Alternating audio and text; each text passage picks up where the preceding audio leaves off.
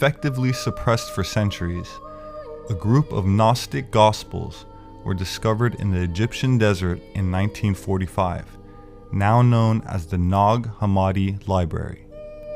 This immensely important discovery includes texts that were once thought to have been entirely destroyed during the early Christian struggle to define orthodoxy. Gnosis literally means knowledge, in the context of a spiritual knowledge or divine insight emerging directly from the inside, such as an inner voice, a gut feeling, or conscience, not dependent on any data from one's outside environment. The Knights Templars likely acquired their secrets of Gnosis, or internal alchemy, and the Kabbalah from several different sources during their nearly 200 years in the Middle East. The stated goal of these sacred and guarded practices is nothing less than to literally evolve the person's consciousness and being into a higher state of existence. This would include the attainment of certain mystical abilities such as clairvoyance, heightened intuition, astral vision, etc. Though the true origin of the Kabbalah is in dispute, in his book, The Secret Teachings of All Ages, honorary 33rd degree Freemason Manly P. Hall says that, and I quote, "While the greatest minds of the Jewish and Christian worlds have realized that the Bible is a book of allegories, few seem to have taken the trouble to investigate its symbols and parables. When Moses instituted his mysteries, he is said to have given to a chosen few initiates certain oral teachings which could never be written but were to be preserved from one generation to the next by word of mouth transmission. Those instructions were in the form of philosophical keys, by means of which the allegories were made to reveal their hidden significance. These mystic keys to their sacred writings were called by the Jews the Kabbalah."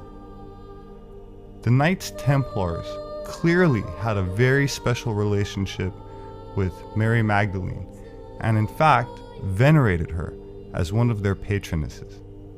The Templars practiced sex magic, and the goddess represented this occult method of attaining divine wisdom. Snakes and owls were also venerated symbols which represented Gnostic wisdom.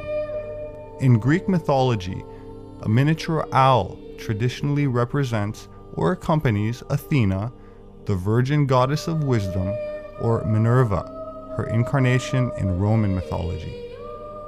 Snake goddess figurines, found by the British archaeologist Arthur Evans in 1903, of a woman with an owl perched atop of her head, holding a snake in each hand, have been excavated from known archaeological sites in Crete, dating back from approximately 1600 BC. The Knights Templars also came to venerate the Black Madonna, which to them represented both the attractive power of Venus as well as the hidden secret wisdom of Sophia. Incidentally, the Greek noun Sophia translates to wisdom. This helps to better understand why the Templars brought back numerous Black Madonnas with them from the Holy Land, building Gothic cathedrals around them in Europe, always dedicated to Mary. If you visit a Gothic cathedral today, there's a good chance you'll see a stained glass window decorated with motifs centered around the goddess symbol of the rose, or an actual Black Madonna relic. The goddess tradition is also known as the teaching of the rose. The rose is a symbol of the goddess, as well as for alchemy and Gnosis, which are branches of the ancient goddess spiritual tradition, and the rose was used as a symbol for Mary as well, as it was also used as an ancient symbol of Venus.